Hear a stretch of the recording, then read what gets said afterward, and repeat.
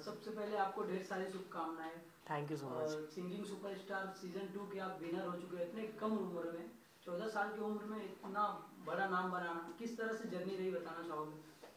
Journey बहुत अच्छी थी, उतार चढ़ाव भी थे, मज़ा बहुत आया और बहुत मज़ा आया। यही है कि मज़ेदार थी, कभी भी बोर नहीं हुआ और हमेशा कुछ नया सीखने को मिलता था, हर हफ्ते कुछ नया मिलता था और इतने अच्छे अच्छे गाने सुनने को मिले जो मैंने कभी सुने भी नहीं थे और गाने का मौका मिला और इतने बड़े बड़े लोगों के सामने गाने का मौका मिला, उनके साथ में गाने का मौका मिला, तो बहुत अच्छी जर्नी थी।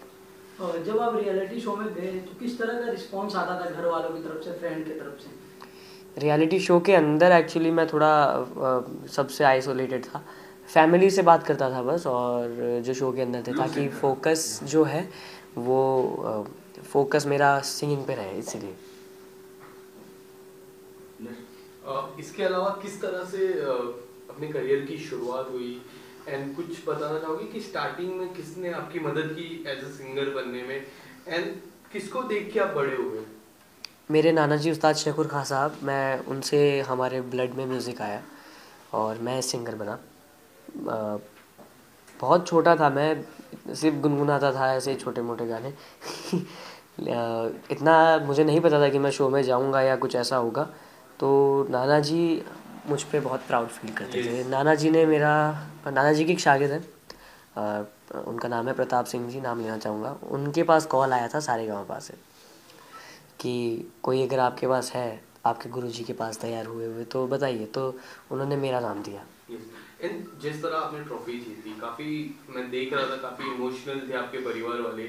उसके बाद किस तरह से पार्टी हुई एंड आपके कितने सारे सबसे अच्छे दोस्त बने? हिमेश सर से आपने कोलैब भी किया, बट अगर आप बताना चाहोगे कि सबसे अच्छी दोस्ती आपकी किसकी थी ऑन सेट? सबसे थी मेरी तो, क्योंकि हम सब साथ में बैठते थे, तो अगर मैं एक जोक मार रहा हूँ तो मैं इसको भी बताऊंगा और इधर जो जिधर एंड तक बैठे हैं ना सबको बताऊंगा जा जाकर कि मैंने ऐसा ऐसा किया।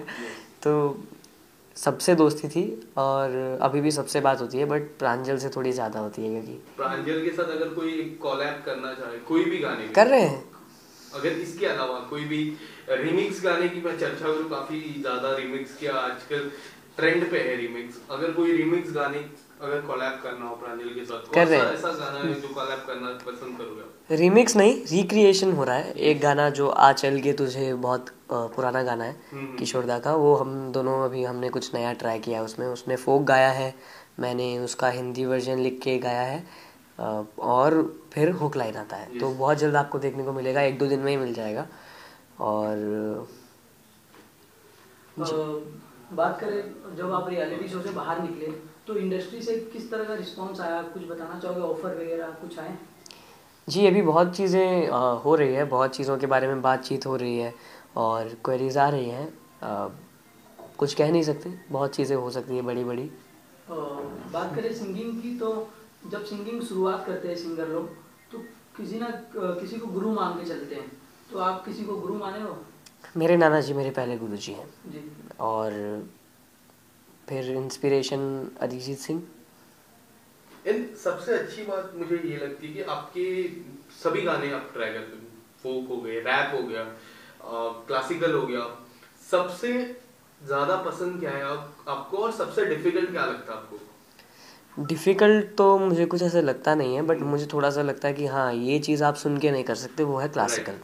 क्लासिकल आप कभी भी सुनकर नहीं कर सकते। बॉलीवुड गाने आप सुनकर 2 मिनट में एकदम कर सकते हो, लेकिन क्लासिकल में टाइम लगता है। इन क्लासिकल की जो रिहर्सल्स रहता है, प्रैक्टिस रहते हैं, जिसे हम रियाज कहते हैं, किस तरह से आप प्रैक्टिस करते हो? कोई आपकी मदद करता है? आप नाना जी की आप बात की, नाना जी का कितना इम्पैक्ट था आपके लाइफ में? नाना जी बहुत जॉयफुल आदमी थे एकदम, हमेशा इंजॉय करते थे लाइफ को और मुझे बहुत प्यार से रखते थे। कभी भी कोई चीज़ आती थी, जैसे आइसक्रीम का कुछ आता था या पानी पूरी का कुछ आता था या जो भी आता था, मूंगफली वगैरह, सब सब मैं खाता था, कुछ भी खाली नहीं जाता था। और सिर्फ मैं नहीं, पूरी गली के बच्चों को खिलाते कभी थे। उन्होंने रोका नहीं? क्योंकि पानी पूरी खाना एज अ सिंगर बहुत काफी रेयरली लोग खाते, क्योंकि उनसे गले में प्रॉब्लम होती है। कभी उन्होंने रोका आपकी स्टार्टिंग एज में या फिर कोई भी? ये चीज़ मैं नाना जी से ही सीखा हूँ कि नाना जी भी सब खाते हैं उन्हीं से ये चीज़ आई है कि वो हमेशा कहता है कि शिर्क नहीं करना कभी भी। यस। जो लोग सोचते हैं कि मेरा ये खाने से गला बैठेगा, तो वो बैठेगा, ऑफ कोर्स बैठेगा। आपने ब्रेन में माइंडसेट बना रखा है अपने ब्रेन में, तो बॉडी उस हिसाब से रिएक्ट करेगी।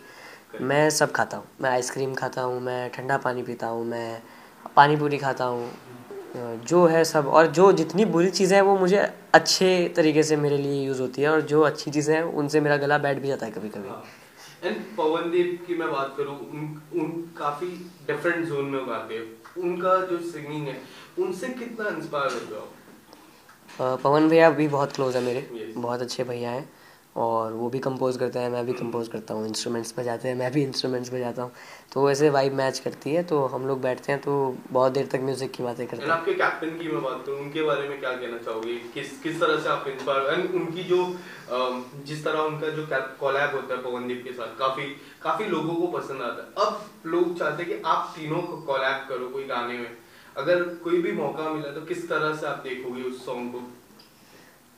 ये भी बहुत अच्छा सवाल है कि तीनों को करना होगा तो कैसे होगा। देखते हैं इसका भी कुछ, और अगर आप लोगों को देखना है ये बारे में तो आप लोग प्लीज़ अरुणिता दीदी, पवन भैया को भी ये चीज़ बोलिए। और अरुणिता दीदी ने तो बोला भी था फिनाले के बाद कि होगा, अगर मैं कुछ बनाऊंगा उनके लिए तो वो ज़रूर करेंगे, तो होप है जल्दी कुछ करेंगे। फ्रेंड्स, नेक्स्ट महीने ही आपका बर्थडे होगा एंड 15 साल आपको याद है? 15 साल के आप हो जाओगे। अगर मैं 5 साल आगे की मैं बात करूं, जिस तरह हम कुछ फ्यूचर प्लान करते हैं, मैं खुद फ्यूचर प्लान करता हूँ 5 साल होगी, 5 साल के बाद यू विल बी 20, क्या है बकेट लिस्ट में अगर कुछ अगर ड्रीम करके रखो, क्योंकि ये जो पीरियड होगा 15 साल के बाद 20 साल तक, यू विल बी 20, जो 5 साल में बात करो वो आपकी लाइफ में सबसे इम्पोर्टेंट साल रहेगा जी। एक ट्रॉफी आपने ऑलरेडी जीत चुके हो, कोई ऐसे शो में जाना पसंद करोगे कोई भी, या फिर इंटरनेशनल जाओगे, कुछ भी आपने प्लान किया? बकेट लिस्ट की मैं बात करूं तो आपकी क्या है बकेट लिस्ट? ये है कि मैं चाहता हूँ कि मैं ग्लोबल स्टार बनूँ इन 5 सालों के अंदर। yes. और जैसे सिर्फ इंडिया तक सीमित ना रहूँ मैं, जैसे जस्टिन बीबर जी हैं, yes. और जितने आप देखोगे पॉप स्टार्स हैं आजकल के, जो पॉप सिंगर्स हैं वो अलग ही लेवल पे जा चुके हैं। मतलब आप उनका अगर फैन फॉलोइंग देखोगे, अगर आपको काउंट करने के लिए सोशल मीडिया एक जरिया है, तो आपको दिखेंगे 200 मिलियन फॉलोअर्स हैं। yes. इंडिया में किसी सिंगर के नहीं है, नहीं है, वो प्रेजेंटेबल नहीं है। तो मैं चाहता हूँ कि मैं ऐसा कुछ करूँ कि लोग उस लेवल पे मुझे पसंद करें, और इंडिविजुअल भी काम करना चाहूँगा बहुत सारा, और मूवीज़ में गाना चाहूँगा, ऑफ कोर्स, कौन नहीं गाना चाहेगा। किसके लिए गाना चाहोगे मूवीज में? कोई ऐसे एक्टर के लिए अगर कुछ जिसको आप रिप्रेजेंट करना चाहो, कोई ऐसे कलाकार सुपरस्टार, या फिर कोई शाहरुख जी हो गए, बिल्कुल सभी के फेवरेट शाहरुख खान, उनके लिए अगर कोई गाना गाना चाहोगे तो कौन सा ऐसा गाना है जो गाना फिर से रिक्रिएट गाना उनके लिए गाना चाहोगे? मैंने तो ये सोच रखा है मुझे किसी को छोड़ना नहीं है। कोई भी सारे स्टार्स के लिए मैं गाना गाना चाहता हूँ। सबसे पहले किसके लिए गाना चाहोगे? ये कभी सोचा नहीं है, एक बार शुरुआत हो जाती है उसके बाद तो बस भगवान चाहेंगे तो बहुत सारे आएंगे।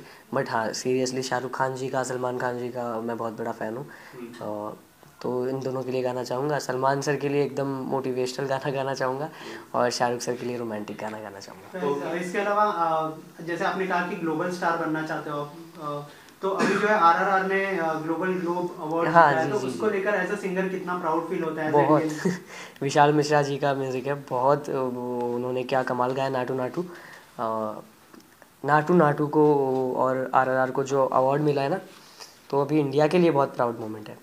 फर्स्ट टाइम नॉमिनेशन भी हुआ ग्लोब अवार्ड्स में, और फर्स्ट टाइम अवार्ड भी मिला है। और सच्ची में मूवी बहुत हिट है, मैंने देखी है, 2-4 बार देखी है मूवी, और पूरा जो एल्बम है बहुत अच्छा है। और मैं तो ये दुआ करूँगा ऑस्कर भी मिले और ग्रैमी भी मिले, सब मिलेगा। इंडिया अब कहीं से पीछे नहीं रहेगा। 26 जनवरी आ रहा है, तो इंडिया के नाम पे कोई 2 लाइन, कोई ऐसा देश के लिए, जनता के लिए जो आपको प्यार करती है? जी।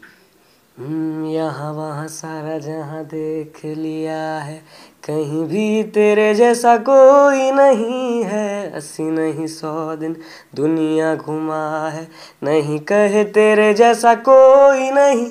मैं गया जहाँ भी बस तेरी याद थी, जो मेरे साथ थी मुझको तड़पाती रुलाती, सबसे प्यारी तेरी सूरत, प्यार है बस तेरा प्यार ही। माँ तुझे सलाम, माँ तुझे सलाम, अम्मा तुझे सलाम, वंदे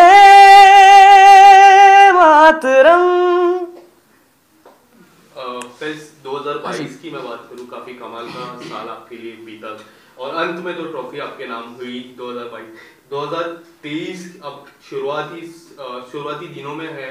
2023 को लेके एक आखिरी सवाल रहेगा मेरा आपसे, 2023 को किस तरह से देख रहे हो एंड किस तरह से प्रोफेशनल वाइज भी देख रहे हो, आप अपॉर्चुनिटीज को देख रहे हो, आने वाले समय में क्या कुछ आपके नए प्रोजेक्ट आने वाले? प्रोजेक्ट्स आप दुआ कीजिए, बहुत सारे आएंगे और अभी तो 3 महीने हुए शो को ख़त्म हुए, तो अभी धीरे धीरे आएंगे जैसे आएंगे।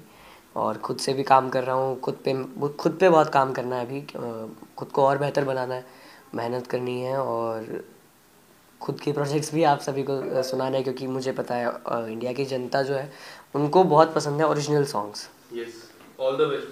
Thank you so much. साथ ही एक और गाना गुनगुना दो जो हिमेश सर भी है, तू जो मुझे ना मिली। रिसेंट सॉन्ग मेरा 12-13 दिन पहले आया था। तू जो मुझे ना मिली तो बर्बाद खुद को करूँगा, हो जाऊँगा मैं तबाह पर जिद ना मैं ये छोड़ूँगा, तेरे बिना मैं जी ना सकूँगा, दर्द जुदाई सह ना सकूँगा। Thank you so much. Thank you and all the best for your upcoming project. Thank you so much.